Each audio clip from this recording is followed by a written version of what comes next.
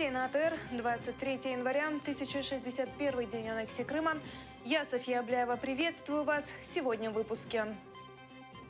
Путин, верни детей домой. Мир против российской агрессии.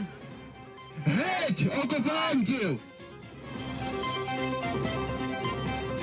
Беспрецедентное начало президентства. После присяги Трампа в мире прошли миллионные акции протеста. Но я чувствую Гитлера на этих улицах. Чубаров награжден Орденом Свободы. Ми в єдиній, незалежній українській державі. Президент Украины не отдаст оккупированные территории. Об этом Петро Порошенко заявил во время празднования Дня Соборности. Президент вместе с женой почтил память погибших героев Небесной Сотни.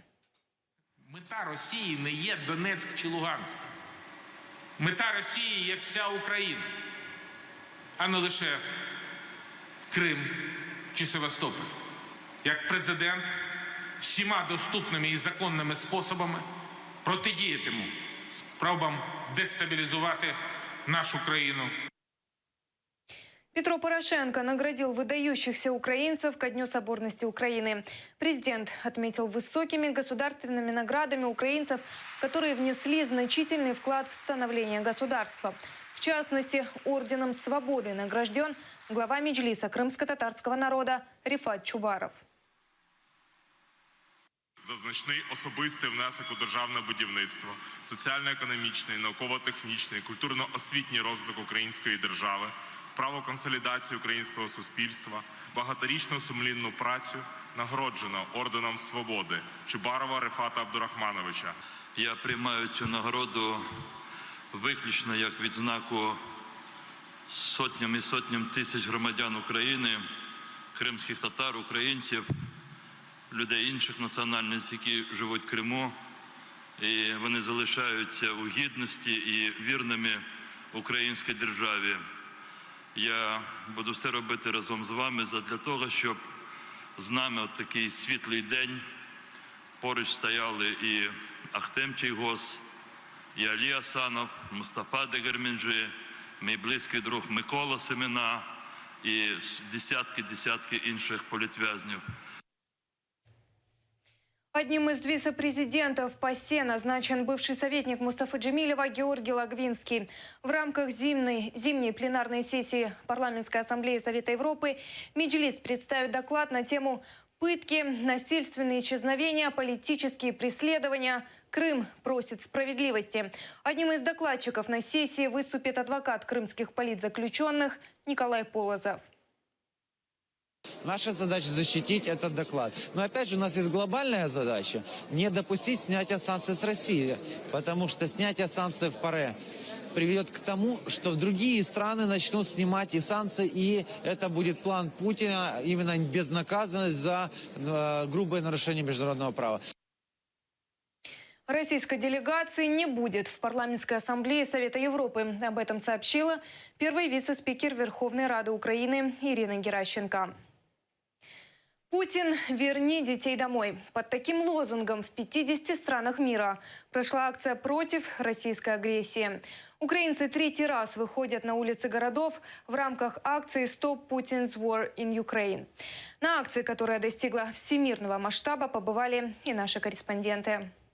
Геть оккупантів! Геть оккупантів! Фермер из Кировограда, крымский татарин из Анкары, бывший учитель и еще около сотни людей собрались на Майдане Независимости призвать власть России прекратить агрессию против Украины. Я не байдужий до долі нашої держави. Кожного дня, щосекунди необхідно напоминати всім про те, що в нас іде війна, що треба захищати нашу державу, наш народ і наше майбутнє. Я ж українка, я ж теж хочу, щоб ми були вільними. Конечно, Крым для нас важнее, но когда война в Украине закончится, особенно в районе Донецка, в первую очередь обрадуемся мы. Это уже третья всемирная акция «Стоп Путин, стоп война», которую в том числе проводят и в 3 городах России. Участники мероприятия с государственными флагами и плакатами в руках. На них портреты политзаключенных и призывы к президенту Путину с требованием прекратить агрессию, вывести оружие и деоккупировать Крымский полуостров. Такие люди, которые выступают сегодня под угрозами арестов против Путина и против его агрессии в Украине, именно такие люди говорят нам о том, что в России еще есть живые, не все ватники и не у всех отсох мозг. Тільки такими акціями і рухається вся справа. В першу чергу це звільнення в'язнів, політичних в'язнів. І це постійні нагадування і вимоги. Первая акция повлияла на продление санкций против России Евросоюзом, однозначно. Плюс была очень сильная большая реакция после второй акции в ОБСЕ. То есть там начались серьезнее смотреть на то, чтобы ввести ОБСЕ 24 часа 7 дней в неделю. Главная цель акции – призвать весь мир усилить давление на Россию для восстановления территориальной целостности и мира в Украине. По словам организаторов, количество жертв и пострадавших от российской агрессии украинцев достигло 10 тысяч. Лидия Полянская, Асан Иминов, Заман, АТР.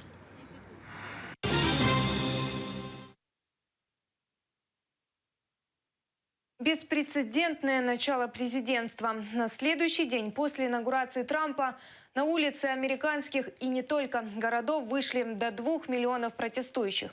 Только на женский марш в Вашингтон пришли сотни тысяч. Сам Дональд Трамп сохраняет невозмутимость. На женский марш со всех штатов съехались сотни тысяч человек. Они маршировали против Трампа, который для них стал олицетворением ненависти и презрительного отношения к женщинам. Множество плакатов было посвящено фразе Трампа «гадкая женщина» в адрес Хиллари Клинтон и многочисленным оскорблениям в адрес женщин, которые он неоднократно допускал. В интернете сравнили поведение Трампа и Обамы по отношению к их женам во время инаугурации.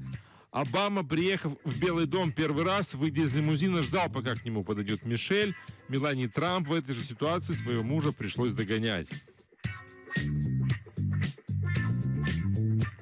Весомости маршу придало участие в нем звезд. Скарлетт Йоханссон заявила, что хоть и не голосовал за Трампа, но уважает его избрание. Она хочет иметь возможность его поддержать, но в первую очередь просит Трампа поддержать ее и ее близких. Поддержите мою дочь, которая в результате ваших действий может вырасти в стране, движущейся назад, а не вперед, и у которой может не быть возможности распоряжаться своим телом и своим будущим, которые были у вашей дочери Иванки.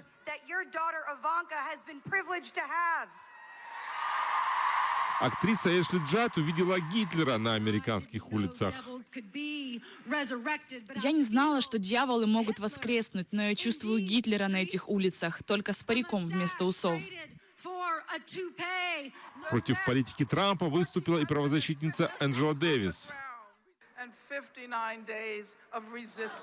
Следующие 1459 дней администрации Трампа будут днями борьбы. Борьбы на местах, борьбы в школах, на работе, борьбы в нашем искусстве и музыке. Это только начало.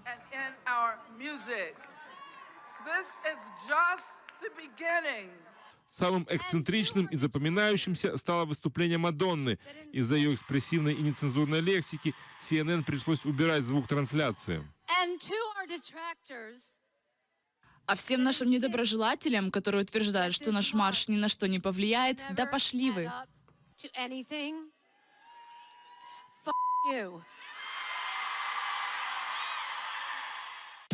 Участников марша пугают предлагаемые Трампом изменения в политике, закрытие бесплатных центров планирования семьи, отмена всеобщего медицинского страхования, депортация мигрантов и строительство стены на границе с Мексикой. Акции протеста одновременно прошли в Сиднее, в Лондоне, Париже, Братиславе, Барселоне, Приштине, Тбилиси и Праге. Сам Дональд Трамп отреагировал на волну протестов в Твиттере. Он сначала покритиковал знаменитости за вред общему делу, а потом появился его новый твит. «Мирные протесты – отличительный признак нашей демократии. Даже если я не всегда согласен, я признаю право людей на выражение своих взглядов». Роман Спиридонов, Заман, АТР. В Астане начались переговоры по урегулированию ситуации в Сирии. По информации МИД Казахстана, на переговорах присутствовали представители правительства Сирии, сирийской оппозиции, России, Турции, Ирана, США, а также спецпосланник ООН по Сирии. Целью этой встречи является следующее: установление линий прекращения огня, разделение тех вооруженных группировок, которые согласились приехать в Астану от исламского государства, и налаживание совместных позиций с участниками переговоров в Астане в плане борьбы с терроризмом. Сами сирийцы не верят в успех переговоров в Астане. Они считают, что их жизни стали разменной монетой в международной политике. Переговоры в Астане – это просто еще одни переговоры. Это просто шоу. А жертвой этого стал сирийский народ. Все, и Россия, и Иран, и Турция торгуют нами как разменной монетой, и сирийский народ стал жертвой всего этого. Аяз Деде «Колпагы». В Киеве презентовали новогоднюю сказку на крымско-татарском языке. Ее автор – 17-летний переселенец из Крыма Бекир Аблаев. Наша Эльвина Сидбулаева расскажет больше. На сцене дети в национальных костюмах в руках держат письмо от Деда Мороза. Он просит разыскать головной убор, который украла злая королева. Когда дети найдут колпак, смогут увидеться с главным сказочным персонажем на празднике Нового года.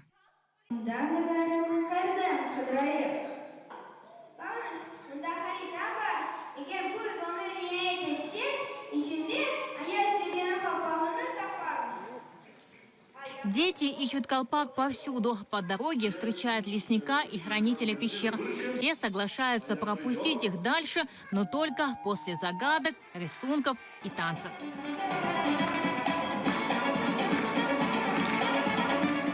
Мы активно учим язык, стараемся, учим стихотворение, поем песни, ей нравится. Байрам, байрам, я не кельти, байрам, байрам, башишки тарды. Кыш байрамы келькини, не эрбалар куванавар. Дети начинают изучать язык, потому что в Киеве, к сожалению, очень сложно. Здесь они как бы уже в атмосфере Крыма, чувствуют себя как дома, как в Крыму. Неде гузель наратымыз бахан кузле хамаша Эмиль Амет Эндуселим этрafında dolaşа. Автор сказки – 17-летний переселенец из Крыма Бекир Аблаев. Уникальность этой сказки и вообще организации Крымской Родины в том, что в одном месте могли собраться десятки и сотни даже крымских татар, крымско-татарских семей Киева, и это их объединяет. В спектакле участвовали воспитанники Центра «Крымская семья». Там их обучают родному языку, музыке и танцам. Мы хотим так, чтобы дети немножко творчески развивались именно и показывали такие сценки. Дети, те, которые сейчас тут, вдали от родины, они точно так же должны ставить представления, ставить сказки. И все это должно проходить в национальном стиле. По завершению новогодней сказки все дети получили подарки и фото на память. Эльвина Сидбулаева, Ислам Пинка, Заман, АТР. Это все новости на данный момент. Смотрите следующий выпуск «Заман» через 2 часа. Будьте с АТР. До завтра.